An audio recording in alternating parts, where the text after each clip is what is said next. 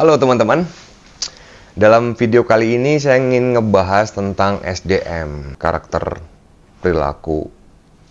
Ngebahas tentang bagaimana tingkah laku, karakteristik, khususnya mayoritas kebanyakan ini generasi Z, Gen Z. Selaku pengusaha atau saya mempunyai usaha, dan saya sering bertemu atau cerita-cerita, ngobrol-ngobrol dengan beberapa teman-teman yang mempunyai bisnis, ya bisnis kuliner, bisnis jasa, produk, dan banyak banget apapun.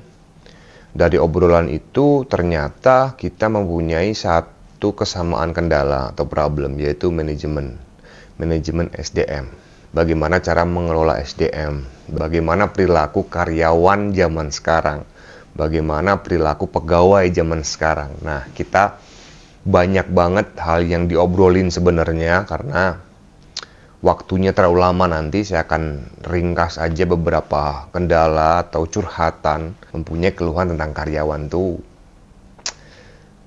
susah, pelik banget ya, sangat rumit banget. Karena kalau kita bicara human, kita bicara manusia, mengatur orang itu nggak gampang karena tidak satu visi, tidak satu misi, karakternya beda, sifatnya beda, macam-macam. Nah, banyak terjadi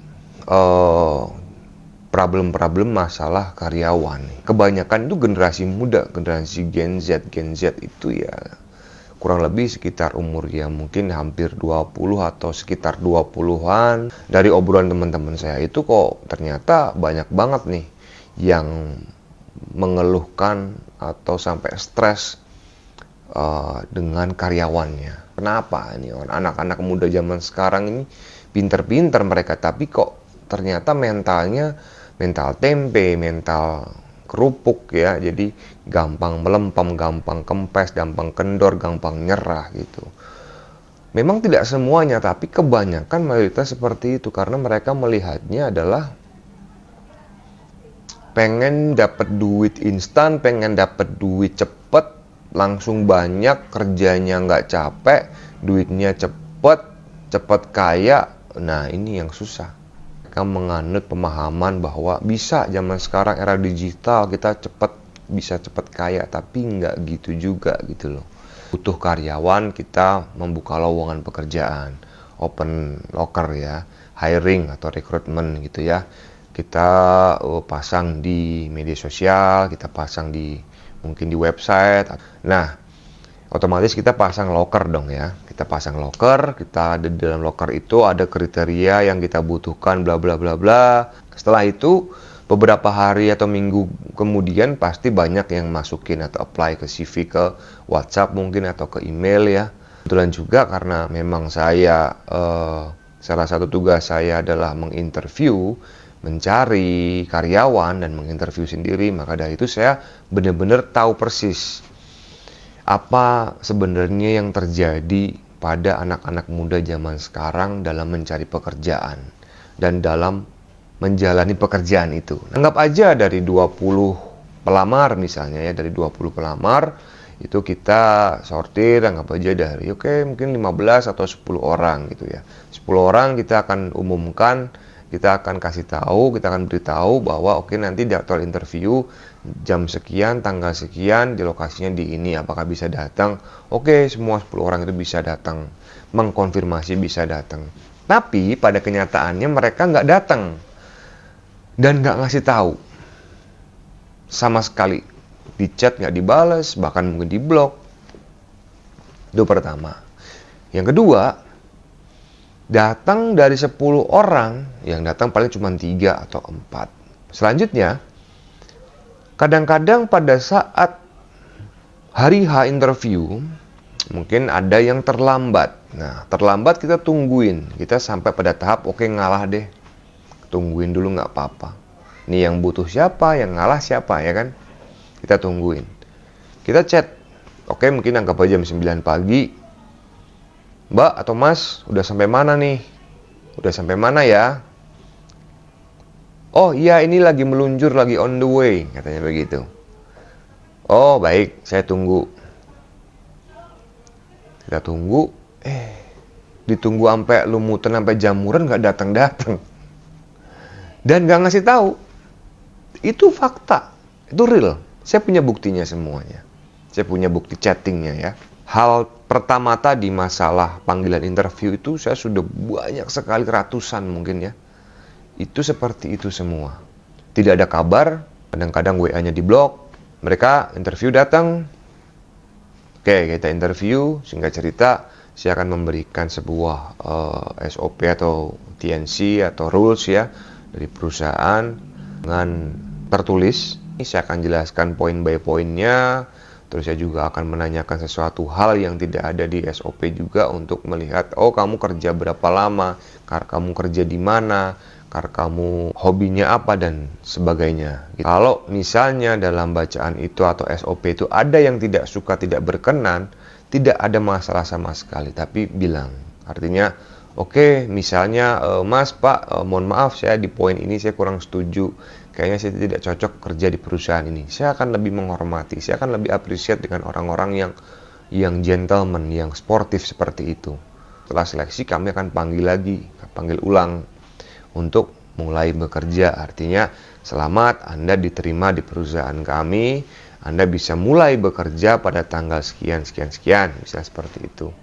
Satu, ada yang tidak membalas sama sekali. Dia nggak tahu nih, dia happy, sedih, terus dia cuman ghosting aja, cuman tes, cek aja, aku diterima nggak ya? Dan nggak ada balasan sama sekali. Dan dia cuman di-read doang. Di telepon nggak diangkat.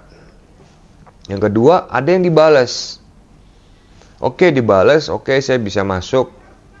Terima kasih konfirmasinya. Pada hari H, tidak datang. Dia menggunakan ilmu ngilang. Tiba-tiba celing, hilang, nggak datang. Hilang aja, jadi di WA nggak bisa, di telepon nggak bisa. Jadi kalau dipikir-pikir ini yang butuh siapa, yang ngelamar siapa. Terus pada saat diterima mereka ngilang. Padahal pada saat interview, saking banyaknya seperti ini, gaji, ini masalah uang, masalah gaji, masalah salary, itu kadang saya mengikuti mereka.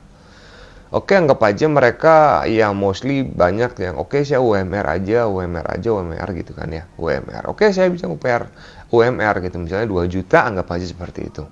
Walaupun kadang-kadang dia belum mempunyai pengalaman yang banyak, dia belum orang yang belum expert, tapi saya mengalah untuk bagaimana coba apakah metode ini akan berhasil atau tidak. Saya kasih apa yang dia mau. Oke, UMR, gaji pengenmu berapa, saya akan kasih. Nah, harapan saya dia akan lebih loyal, dia akan lebih rajin, dia mau belajar, dia lebih betah dan sebagainya. Tapi pada kenyataannya seperti tadi.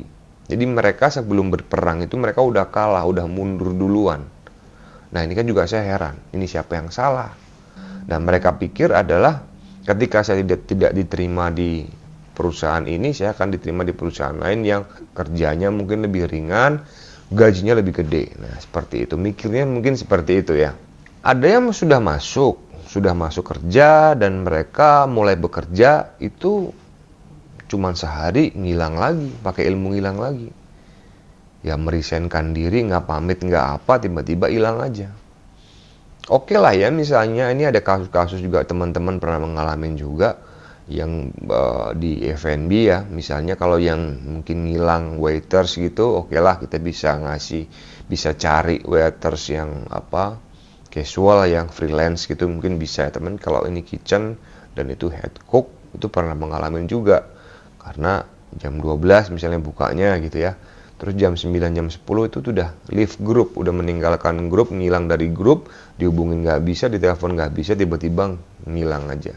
Nah ini kan kasihan ya, kasihan timnya, kasihan perusahaannya, kasihan ownernya, dan mereka tidak memikirkan itu karena mereka belum pernah punya bisnis dan mereka belum pernah menjadi owner. Jadi bentak dikit, padahal sebenarnya kan fungsinya untuk kebaikan dia juga sebetulnya, tapi nggak terima atau baper, resign. Dan resign pun ada yang baik-baik, ada yang hilang lagi. Tiba-tiba nggak masuk, ya hilang aja gitu. Dan itu banyak banget seperti itu. Kita bingung maunya apa. Mereka yang mendaftar, mereka yang mencari pekerjaan, ketika mereka dikasih peluang, dikasih kesempatan, Mereka sendiri yang lari, padahal belum mencoba, belum berperang, belum memulai sudah berhenti. Nah, ini kan miris sekali. Nah, kadang-kadang orang mempunyai sebuah cita-cita, aku pengen punya usaha sendiri, tapi nggak punya modal. Nah, ini kalau nggak punya modal, kamu harus ikut orang dulu. Kamu harus mengabdi dulu sama orang. Kamu harus jadi pembantu, jadi karyawan dulu. Agar apa? Pertama, kamu bisa dapat ilmunya. Kamu bisa dapat tahu manajemennya seperti apa, kekurangannya apa, kelebihannya apa. Setelah kamu tahu dari itu, kamu mengabdi, kamu loyal terhadap perusahaan itu, pasti seorang owner atau pemilik perusahaan pasti akan mungkin memberikan kamu bonus, memberikan kamu jabatan, tunjangan, naik gaji, dan sebagainya. Karena ini menurut saya bukan masalah gaji, bukan masalah kerjanya seperti apa, tapi ini masalah mental. Mental untuk mereka bekerja, mental mereka untuk bertarung, mental mereka untuk berani sengsara. Nah, ini oke dari video ini mudah-mudahan dapat menginspirasi kalian yang mempunyai bisnis atau yang mau membuat bisnis untuk masalah karyawan, SDM, pengelolaan SDM seperti apa. Mudah-mudahan bermanfaat. Sampai ketemu di video selanjutnya.